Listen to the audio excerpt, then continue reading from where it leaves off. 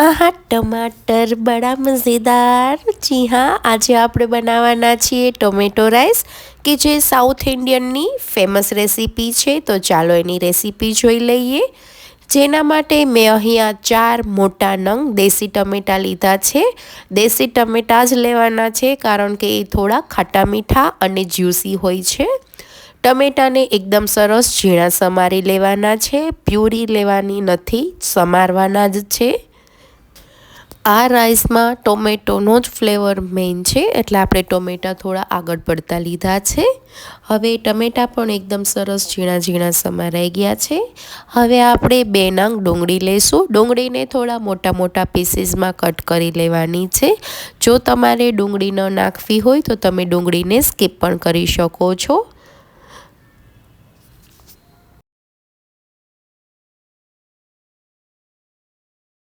હવે ડુંગળી પણ સમારાઈ ગઈ છે। આપણે રાઈસનો વઘાર કરી લઈશું। જેના માટે કુકરમાં 2 ચમચી જેટલું તેલ ગરમ કરવા માટે રાખી દીધું છે। હવે એમાં અડધી ચમચી રાઈ, અડધી ચમચી જીરું અને ચપટી હિંગ નાખી દઈશું। તમારે લસણ નાખવું હોય તો લસણ પણ નાખી શકો છો। હવે રાઈ અને જીરું તતડી જાય પછી આપણે એમાં સમારેલી ડુંગળી એડ કરી દઈશું।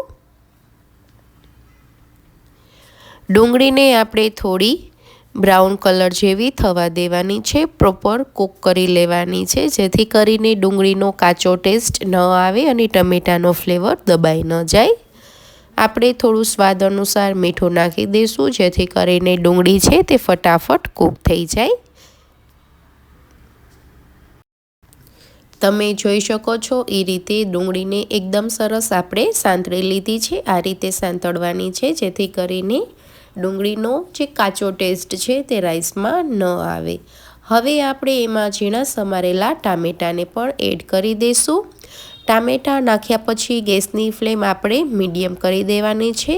હાઈ ફ્લેમ ઉપર આ રાઈસ બનાવવાના નથી। જો હાઈ ફ્લેમ ઉપર તમે ટમેટાને સાંતળશો તો ટમેટાનું બધું પાણી છે તે એકદમ ફટાફટ બળી જશે।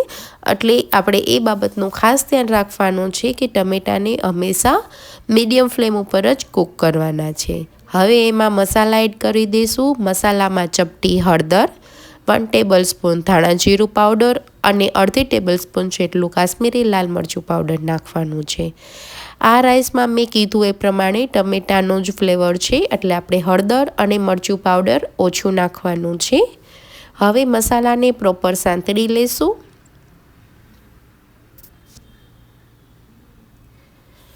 મસાલા સંતળાઈ જાય પછી આપણે એમાં મેં અહીંયા 2 પાણીથી ધોઈ અને અડધી કલાક માટે ચોખાને પલાળી અને રાખી દીધા હતા।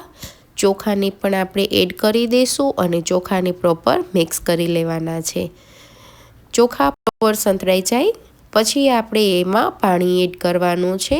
પાણી માત્ર આપણે આમાં 1 ગ્લાસથી પણ થોડું ઓછું એડ કરવાનું છે, કારણ કે ઓલરેડી ટોમેટો વધારે જ નાખ્યા છે અને ટમેટા દેશી લીધા છે એટલે એમાં પાણીનું પ્રમાણ છે જ, એટલે માત્ર 1 ગ્લાસથી પણ થોડું ઓછું પાણી નાખવાનું છે અને પ્રોપર મિક્સ કરી લઈ કુકરનું ઢાંકણું બંધ કરી અને 2 થી 3 વિસલ મીડિયમ ફ્લેમ ઉપર વગાડી લેવાની છે અને પછી કુકરમાંથી વરાળ નીકળી જાય પછી જ કુકરનું ઢાંકણું ખોલવાનું છે।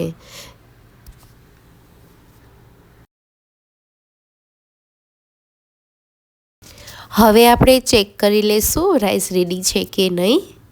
તમે જોઈ શકો છો રાઈસ એકદમ સરસ કૂક થઈ ગયા છે અને ટમેટોનો ફ્લેવર પણ ખૂબ જ સરસ આવી રહી છે, સ્મેલ બહુ જ ફાઇન આવે છે। તો આપણે ગરમા ગરમ રાઈસને સર્વ કરી લઈશું। મેં અહીંયા ગરમા ગરમ રાઈસને અડદના પાપડ અને દહીં સાથે સર્વ કર્યા છે। તમે પણ તમારી ઘરે મારી ઇઝી મેથડથી માત્ર 15 જ મિનિટમાં બની જતા ટોમેટો રાઈસ જરૂરથી ટ્રાય કરજો અને કેવા બન્યા છે તે મને કોમેન્ટમાં જરૂરથી જણાવજો। અને જો તમને મારી રેસીપી ગમી હોય તો મારી ચેનલને લાઇક, શેર અને સબસ્ક્રાઈબ કરવાનું ન ભૂલતા। Thank you for watching.